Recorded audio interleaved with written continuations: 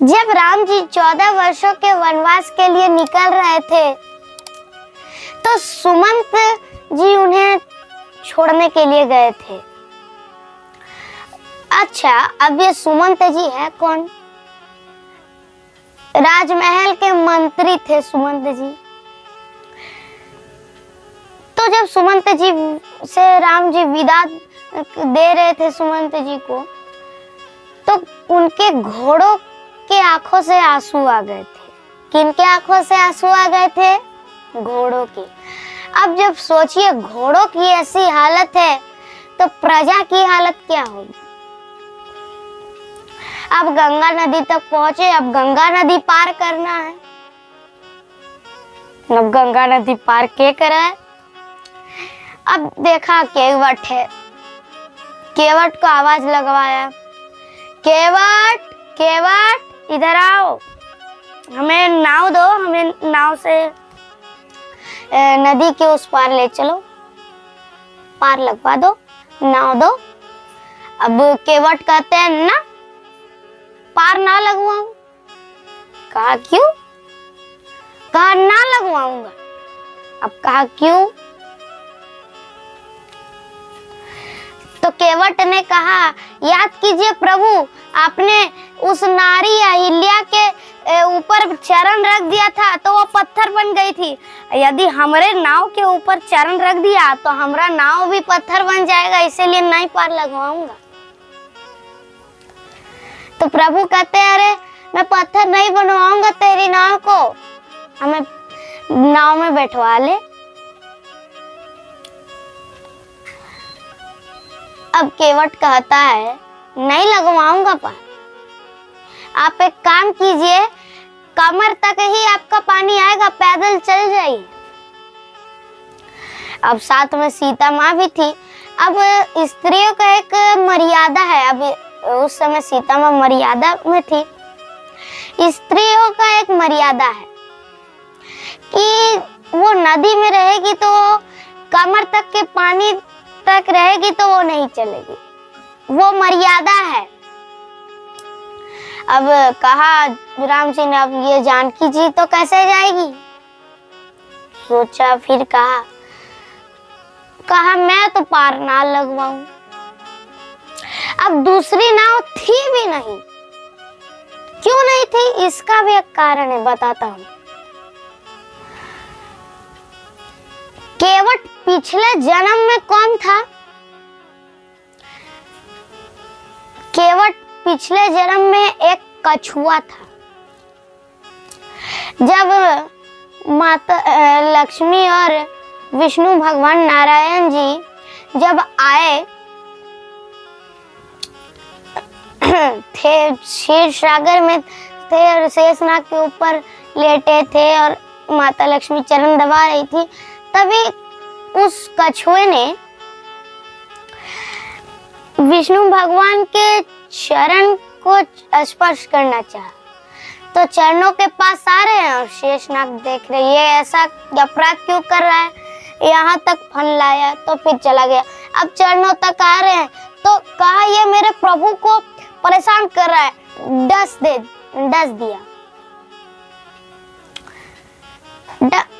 दिया कछुए को शेषनाग ने। अब मरते मरते कहा, प्रभु मैंने तो आपको आपके चरणों को स्पर्श करने को चाह रहा था, लेकिन आपने मुझे मरवा दिया। तो प्रभु कहते हैं, हमें तो नहीं पता था ये शेषनाग कब आपको डंक मार दिया। एक काम कीजिए, अगले जन्म में आप केवट बनिएगा और हम राम बनेंगे और आप मेरे चरण, चाहे जितना धोना है आप मेरे चरण धो लीजिएगा, मेरी सेवा करना है कर लीजिएगा। तो वही कछुआ अगले जन्म में केवट बना और राम जी आए। अब नाव और क्यों नहीं थी? अच्छा, केवट जी जिस राज्य में रहते थे उस राज्य के राजा कौन थे? बताओ, किसी को पता है? उस राज्य के राजा थे निषाद राज, राजा निषाद राज। तो एक बार राजा निषाद राज जंगल से जा रहे थे, तो निषाद राज जी को बड़ी जोर की प्यास लगी। अब पानी मिल नहीं रहा, तो रास्ते में केवट जी मिले, तो केवट जी ने वो निषाद राज जी को पानी पिलवाया।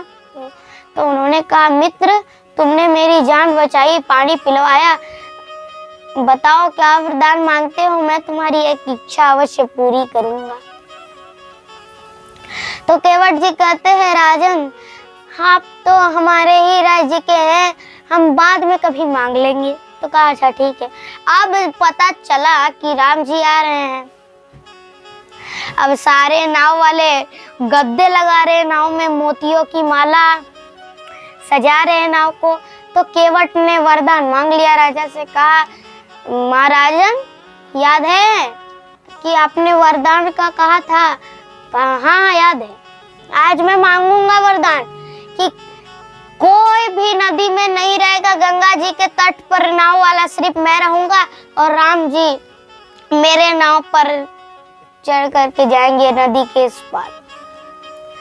तो फिर वचन दे दिया था तो करना ही पड़ेगा। राजा ने बुलवाया, राजा ने कह दिया कि आज कोई नहीं जाएगा सिर्फ केवट के अलावे। अब केवट चल पड़े, सारे नाव वाले थे ही नहीं, इसलिए अब दूसरे थे ही नहीं। अब केवट कहते हैं ठीक है मैं बैठा लूंगा अपने नाव पर, उससे पहले मैं आपके चरण को धोना हूँ, मुझे आपके चरण धोना। अब कहा क्यों चरण धोने हैं भाई? अब केवट कहता है राम जी से कि मैं प्रभु, मैं आपकी पिताजी की सौगंध खा करके कहता हूँ कि जब तक मैं आपकी चरण को नहीं धो दूं तब तक मैं आपको नाव पर बैठा करके इस पार से उस पार नहीं ले दूंगा। अब लक्ष्मण जी कहते हैं कि अरे भाई हमारे पिता का सौगंध क्यों खा रहे, अपने पिता का खाओ। अब केवट जी चतुर है, कहते हैं मैं आपकी पिता की सौगंध खा करके कहता हूँ कि जब तक मैं प्रभु राम की चरण को नहीं धोऊंगा तब तक मैं आप लोगों को नदी के इस पार से उस पार नहीं ले जाऊंगा। अब देखे कितना चतुर है केवट जी। अच्छा अब दे दिया, चरण धुलवाए। अब चरणामृत को रखा, चरणामृत को पूरा बंटवा दिया। अब कहते हैं लक्ष्मण जी अब क्रोधित हो गए थे कि हमारे पिताजी की सौगंध क्यों खाई, मैं तुझे मार दूंगा। तो केवट कहते हैं हाँ मार दो, जब यमराज जी लेने आएंगे तो कहेंगे तुमने किसको मारा, तो कह दूंगा कि हमको राम जी के बंधु लक्ष्मण जी ने मारा। कहेंगे क्यों मारा, हम चरण धोना चाह रहे थे, कह दिया मारूंगा, मार देंगे। तो मैं कह दूंगा यमराज जी से। अब लक्ष्मण जी कहते हैं अच्छा ठीक है। अब राम जी कहते हैं देखो अब चरण भी धुलवा लिया, अब तो हमें नाव पर बैठवाओ। तो केवट करता है ना मैं नहीं बैठाऊंगा, क्योंकि आप भवसागर से पार लगाने के लिए बहुत समय लगाते हैं प्रभु, तो मैं भी नदी के पार लगाने में समय लगाऊंगा। केवट भी बड़ा चतुर। अब राम जी सबर करते हैं।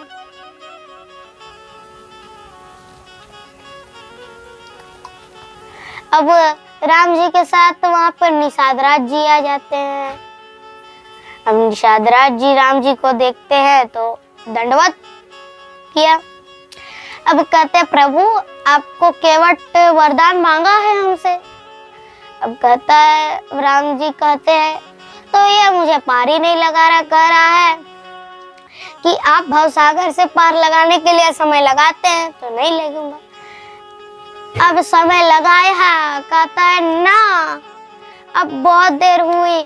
अब केवट बैठा लिया और राम जी चल पड़े नदी के उस पर। अब देखो केवट भी बड़ा चतुर था, राम जी को अपने दरबार पर ले गया था। और जब केवट चरण धो रहा था ना, तो अपने पत्नी को भी बुलवाया, कहा इधर बुलवाया, ओ बबलू की माँ जरा इधर सुन। भाई राम जी कहते किसको बुलवा रहा?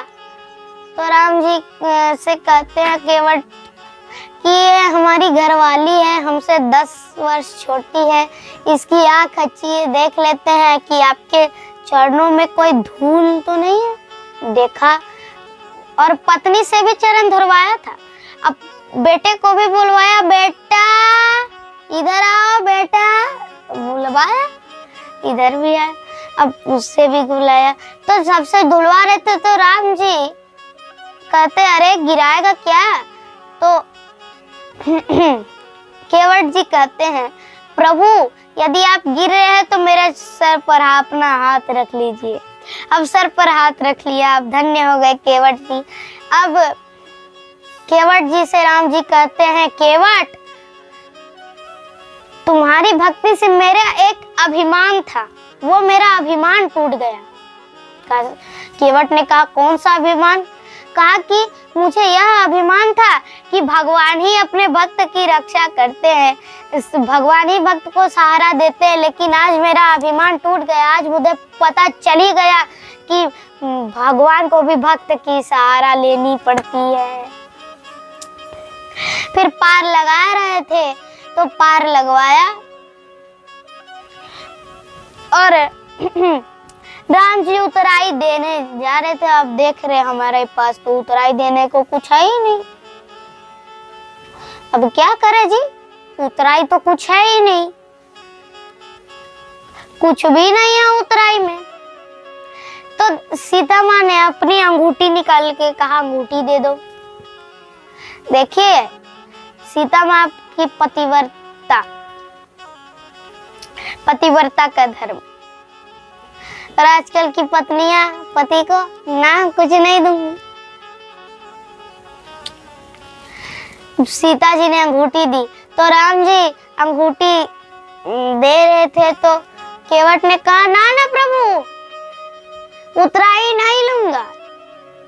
केवट ने कहा रघुराई से उतराई न लूंगा है भगवान। केवट ने कहा रघुराई से उतराई न लूंगा है भगवान। मैं नदी नाल का केवट हूँ, मैं नदी नाल का केवट हूँ, तुम भव सागर के मालिक हो। मैं यहाँ वहाँ पार लगाता हूँ, तुम वहाँ वहाँ पार लगा देना। केवट कहता है प्रभु उतराई ना लूंगा, मैं तो यही नदी नाल का केवट हूँ, आप तो भवसागर के मालिक हो। मैं यही पार लगाता हूँ, आप वहाँ भवसागर में मेरे पार लगवा दीजिएगा। यही मेरा आपका और मेरा हिसाब बराबर, मेरा पार लगवा दीजिएगा। केवट जी बड़े चतुर बन गए। अब प्रभु कहते हैं तथास्तु। ये थी केवट जी की और राम जी की पावनमय कथा।